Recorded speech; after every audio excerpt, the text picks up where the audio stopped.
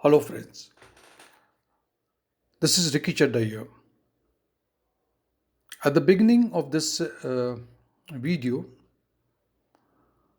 or rather a presentation, I would like to thank Mr. Kapeil Raj, who has always been my mentor. And in this presentation, I have referred to his book and I have extracted few information and sharing the same with you all. So today we shall be talking about a topic which is given in this next slide: how to judge the impact of Mahadashas. See, there are some points given as bullet points. I want you to concentrate on these points, which I will elaborate in the following slides. The first point says the person will act like the planet in its time period, which means the Mahadasha period. The second point is the karaka houses of those planets will become active during the Mahadasha. The third point is the house which the planet rules will also become the focus of life and will become active during the Mahadasha. The fourth point is the house in which the planet sits in will have the issues related to the house that it rules. The next point is the sign placement of the planet will show you in which form the person will experience those things. Next point, the nakshatra in which the planet sits will give the result of the placement of the nakshatra lord. Next, the aspects of the planets on the houses will also become active.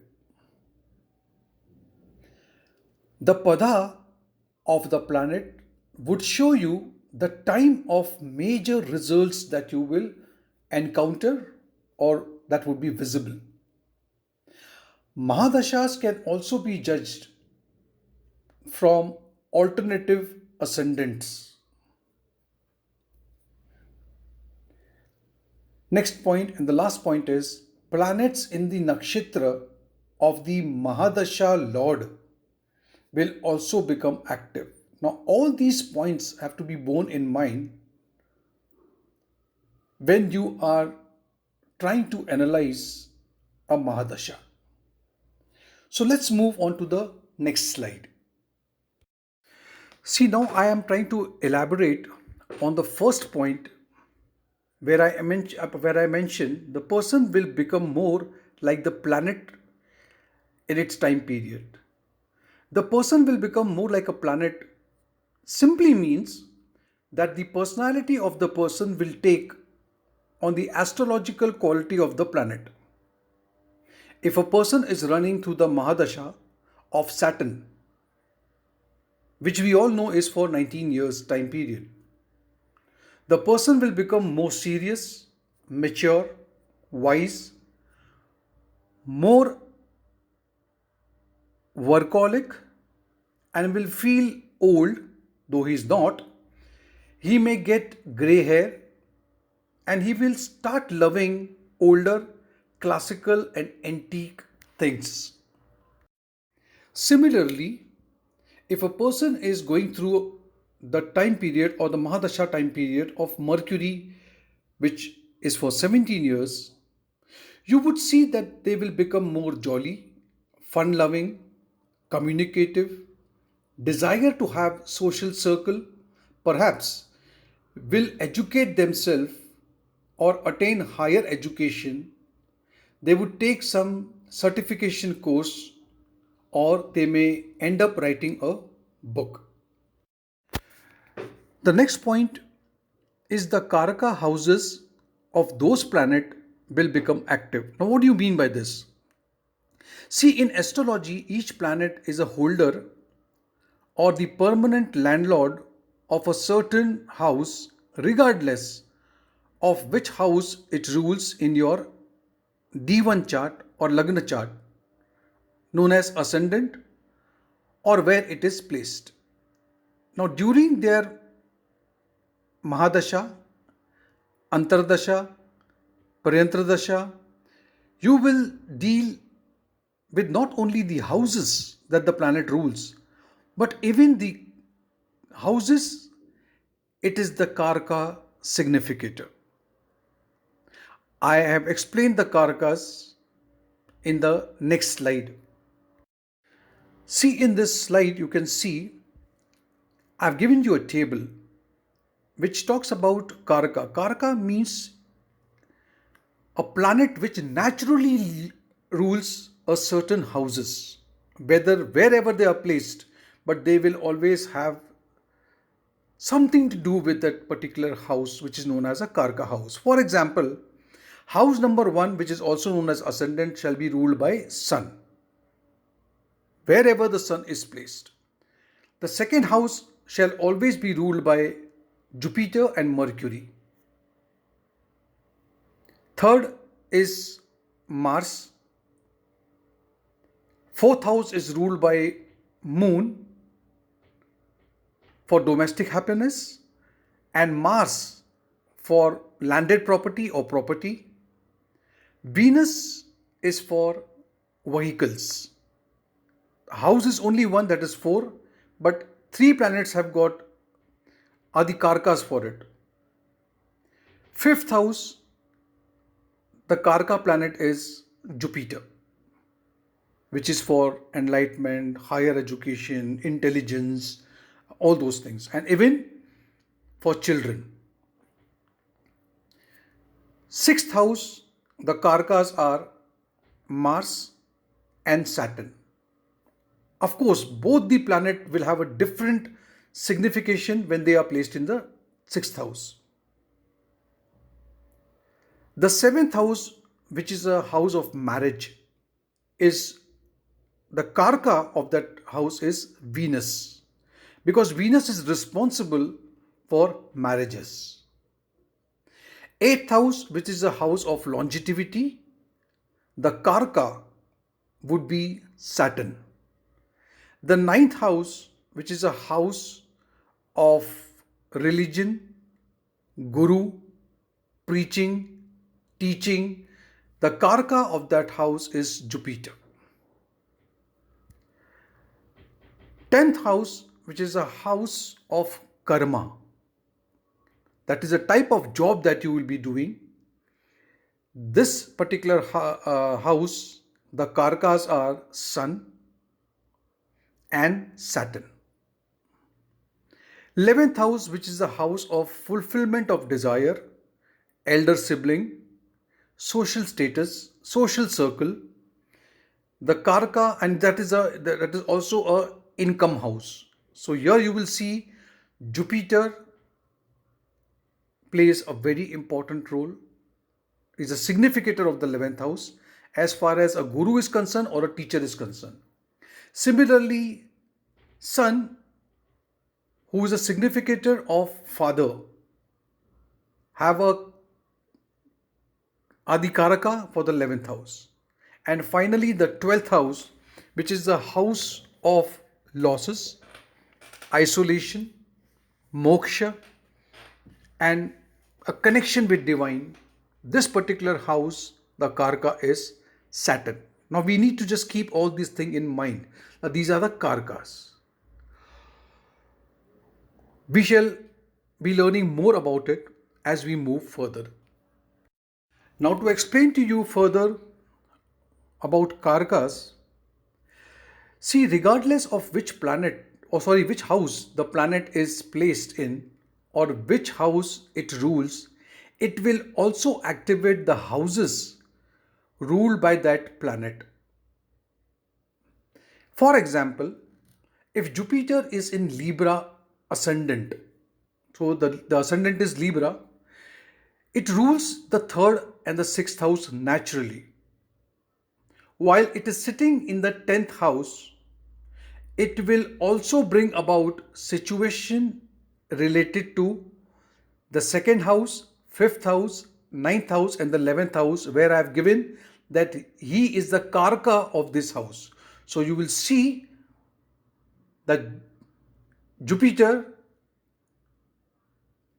rules the third house and the sixth house, okay, but you will see some results coming out of the second house, which is the income house, fifth house, which is the house of children, ninth house, guru, mentor, preaching, teaching, and you will see the 11th house of fulfillment of desire also.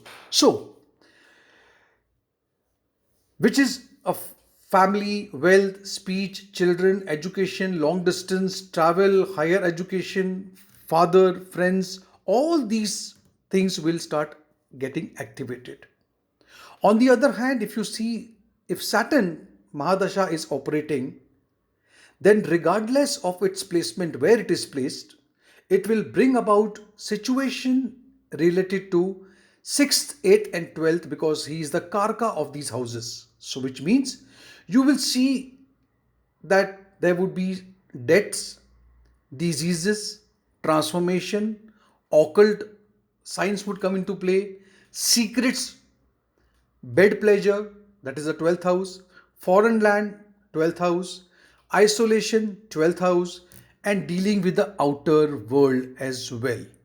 So this is what the karaka actually would bring about in your life during the Mahadasha of the given planet. Now this point is very simple.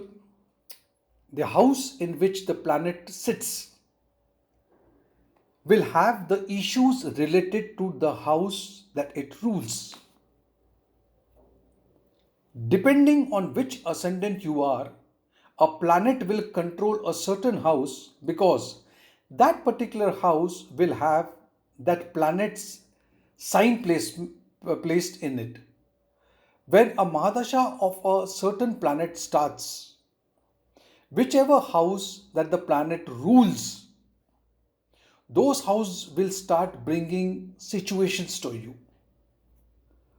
If you are a cancer ascendant, that means in your ascendant there is number 4 written over there, and you are going through a 16 years period of Jupiter, then which houses will be activated in this time period? Now you see, if you are a Cancer ascendant, then Jupiter will rule the 6th house and the 9th house according to the D1 chart. This means for the 16 years, the person would be dealing with service, the 6th house, enemies, 6th house, obstacles, debt, 6th house.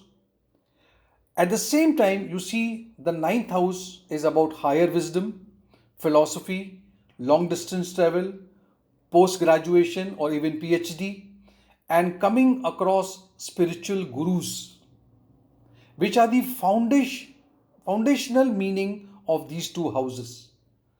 Jupiter, as you know, brings over optimism and a broad sense of thinking in an individual's personality. In any condition, he would be optimistic about dealing with all the situations relating to the 6th house and the 9th house.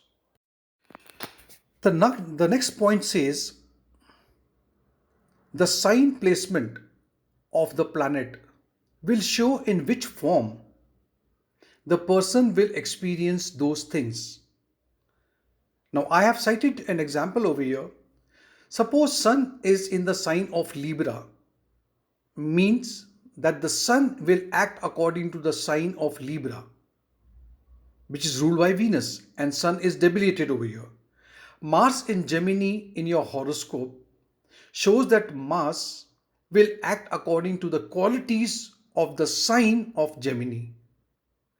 So, if Mars is in Gemini in your horoscope, you would love to rush and gather information before anyone else does it. You have too many ideas that you want to aggressively pursue. You want to compete with everyone regarding who has the correct information. If Mars is in Gemini in the third house, this will show that one competes with their own siblings and even friends. Now, this is very interesting, friends. The nakshatra in which the planet sits will give the result of the placement of the nakshatra lord. Now, to give you an example, if you are a Leo ascendant with the sun in the third house in the sign of Libra, and the nakshatra of and the particular planet is in the nakshatra called Vishakha, what would this mean? It is that the sun is at a degree of Libra zodiac sign where it is into the nakshatra of Vishakha. Now, Vishakha is working behind the scene. Let's assume Jupiter is sitting in the ninth house. What does this mean? This means the person will not only deal with issues with the father, power struggle with the sibling, while pursuing traveling related contracts, business partnership, or creativity. But the person will see the effect of the ninth house and may travel to a long distance for religious, educational, and work purpose. The sun starts to act like Jupiter. Dear friends, aspects of planets also becomes active, which means a planet wherever it sits. Commonly, every planet aspects the seventh house from its original position. So, in astrology, all physical planets like Sun, Moon, Mercury, Venus, Mars, Jupiter, and Saturn have the seventh aspect, which is common. They look directly opposite to their placement in the house. When their Mahadasha will start or when it will run, that particular aspect will also become active and alive. But now, if you look at Mars, Jupiter, Saturn, Rahu, and Ketu, they also have, apart from the seventh aspect, they have some special aspects as well. Mars will always look from its position, the fourth house, seventh house, and the eighth house. So you will see that Mars will always aspect the fourth, seventh, and eighth from itself. Jupiter will aspect fifth, seventh, and ninth from its own position. You will see Saturn aspects the third from its position, the seventh from its position, and the 10th house from its position. Rahu and Ketu have the fifth aspect, the ninth aspect, and the seventh aspect as well. Now in this chart, you can see a point. This is an extra point that I have put over here. The day birth and the night birth. If you are born during the day or before sun sets, then the Sun, Venus, and Jupiter will become strong regardless of their placement in the horoscope. If you were born after the sunset, then Moon, Mars, Saturn becomes strong for you. If you were born during the sunrise or sunset, then Mercury becomes strong. This will impact the implication of Mahadasha for the native as well. For an example, If you are going through your Saturn Mahadasha and you are born between sunset and the next sunrise, then Saturn naturally becomes strong. From 7 p.m. to 4 a.m., Saturn is naturally strong. Now, friends, as you know, that each nakshatra has got four padas, we call it as charnas. The pada of a planet will show the time of the major result. Each planet occupies a certain nakshatra in your birth chart, but each nakshatra has got four padas. Padas are important in understanding how long the first Mahadasha will be and when the triggering point of that planetary Mahadasha will be felt by you. If you were born with the moon in Leo in Pada 4th of Magha Nakshatra, this means that you started your life from the end point of Ketu's Mahadasha. Similarly, if you were born in the second Pada of Magha Nakshatra, then you would start your life from the middle of Ketu's time period of 7 years. Friends, now in this slide, the next point I would want to draw your attention is Mahadashas can also be judged from alternative ascendant. Now, what do you mean by having an alternative ascendant? Alternative ascendants are used to judge planetary Mahadasha as well as Antardasha and Prayantardasha as well. Through different ascendant, like your main birth ascendant, then we have the moon ascendant, then we have the sun ascendant. Similarly, we have planet wise ascendant also. So Jupiter ascendant, or also making the current Mahadasha Lord as the ascendant. So you bring that particular Lord of the Mahadasha to the first house, and from there you can check how the Mahadasha is going to treat you. If you are going through Mahadasha of Saturn, and Saturn is actually in the fifth house in Aquarius, that means you are a Libran ascendant. But for the 19 years time, Saturn, you will be changing as a person in your ego, your personality, your persona. This is why we want to make Saturn's position as an ascendant. Just switch the chart to Aquarius as the ascendant with Saturn in the ascendant and look for the planetary placements of your birth chart from the Saturn. The planets in the nakshatra of the Mahadasha Lord will also become active, which means, or let's read first. In Vedic astrology, nakshatras are also ruled by planets, and when a certain Mahadasha is running, let's assume Jupiter's Mahadasha is on, then any planet in your birth chart sitting in the nakshatra of Jupiter will also get activated, or they will activate themselves, and the situation related to that planet you will see happening. Jupiter rules the nakshatra of Punarvasu, Vishakha, and Purva Bhadrapada.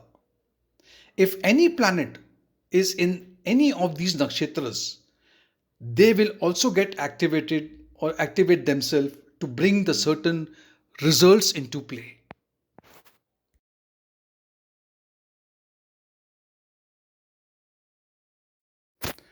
Friends, thank you so much for watching this video, the presentation. I shall be uploading few more videos as we go along in judging Mahadashas, Antardashas and Prayantardashas. If you have liked this video, do share this video with your friends, colleagues and relatives. Subscribe to my channel if you haven't still. And I would request you to click on the notification bell icon so all my future videos notification arrives on your smartphone. Thank you once again. God bless you.